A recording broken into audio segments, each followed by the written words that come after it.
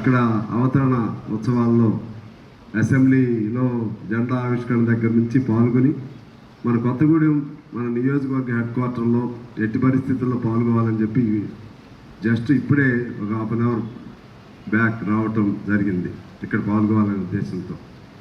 మీ అందరూ తెలుసు 10 ఏళ్ళు తెలంగాణ, నేనేం రాజకీయాలు చెప్పను, కానీ తెలంగాణ సాధన కోసం తెలంగాణ అనేక లక్ష్యాలు ఆశయాలు వాటి సాధన కోసం అందరి కష్టంతో తెలంగాణ సాధించుకున్నాం. నేను మీకు సింగరేణికి గుర్తు చేయాల్సిన అవసరం లేదు. ఆనాడు సకల జనుల సమ్మె జరిగితే దాదాపు 30 రోజుల సకల జనుల సమ్మె జరిగితే ఆ సకల జనుల సమ్మెలో మనస్ఫూర్తిగా జీతాలు కోల్పోయి జీతభత్యాలు అడగకుండా స్వచ్ఛందంగా సమ్మెలో పాల్గొన్నటువంటి గొప్ప త్యాగ నిరతి ఆ రోజుల్లో ఎవరికి వచ్చిందా అంటే సింగరేణి కార్మికులకు మాత్రమే. అప్పుడు ఏఐటీసీ రెగ్యులైజ్డ్ యూనియన్గా ఉంది, మేమందరం కూడా సపోర్ట్ చేసాం. అప్పుడు నేను ఎమ్మెల్యేగా కూడా ఉన్నా. అంటే మొత్తం సకల జనుల సమ్మెలో ఎక్కువ కార్మికులు ఉన్నది మన సింగరేణి, ఎక్కువ ఉత్పత్తి జరిగేది సింగరేణి, ఎక్కువ ఈ రాష్ట్రానికి దేశానికి లాభదాయకంగా ఉండేటువంటి సంస్థ సింగరేణి, ఎక్కువ జీతభత్యాలు కూడా కోల్పోయినటువంటి వాళ్ళు కూడా సింగరేణి కార్మికులు. కాబట్టి ఈ తెలంగాణ సాధనలో సింగరేణి కార్మికుల పాత్ర అమోఘమైనటువంటి పాత్ర, అనేక త్యాగాలతో కూడిన పాత్ర. అందుకని ఈ సందర్భంగా మన దశాబ్ది ఉత్సవాల సందర్భంగా సింగరేణి కార్మిక సోదరులందరికీ, మన కొత్తగూడెం ప్రాంత ప్రజలందరికీ కూడా నేను శుభాకాంక్షలు తెలియజేస్తా ఉన్నాను. ఇందాక ఎమ్మెల్యే గారు అన్నట్టు సింగరేణి ఎంత బాగా అభివృద్ధి చేయగలిగితే మన రాష్ట్రం కూడా అభివృద్ధిలో కొంత పాత్ర సింగరేణిది ఎప్పుడు ఉండనే ఉంటుంది.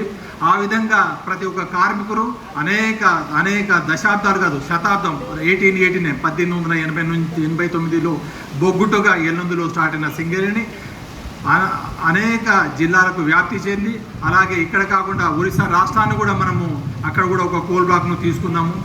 అండ్ ఈరోజు సింగరేణి యొక్క ప్రాముఖ్యాన్ని ప్రాశస్త్యాన్ని విశిష్టాన్ని గుర్తించి గౌరవ ముఖ్యమంత్రి వర్యులు అలాగే మనకు రచయితలు తెలంగాణ గీతంలో సింగరేణిని ప్రస్తావించి మనందరిని కూడా ఎంతో ఆనందింపజేశారు.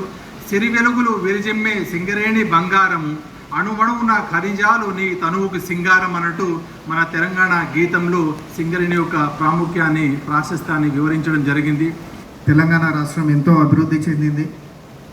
ఈ అభివృద్ధిలో పరోక్షంగా కానీ ప్రత్యక్షంగా కానీ సింగరేణి సంస్థ ఏదైతుందో చాలా అన్ని రకాలుగా కూడా హెల్ప్ చేసింది. డెవలప్మెంట్ పరంగా కూడా మనకు రాబోయే రోజులలో కూడా తెలంగాణ తల్లి ఏదైతే ఉందో ఎంత డెవలప్మెంట్ కావాలని కోరుకుంటున్నామో అదేవిధంగా కూడా మన సింగరేణి తల్లి కూడా అదేవిధంగా అభివృద్ధి చెందాలని కోరుకుంటూ, అదేవిధంగా సింగరేణి సంస్థ మీకు అందరికీ తెలుసు ఎంతో లక్షల మంది కుటుంబాలకు జీవనోపాధి, అదేవిధంగా ప్రత్యక్షంగా కానీ పరోక్షంగా కానీ కోట్లాది ప్రజలకు కూడా సింగరేణి సంస్థ ఎన్నో రకాలుగా తన స్థాయిలో హెల్ప్ చేస్తూ ఉంటుంది. అండ్ మోర్ ఓవర్ కొత్తగూడెం ప్రజలకు కొత్తగూడెం జిల్లాకు సింగరేణి సంస్థ ఇక్కడ ఉండడం అనేది మనం అందరం చేసుకున్న అదృష్టం. For more videos like this, subscribe Big TV channel.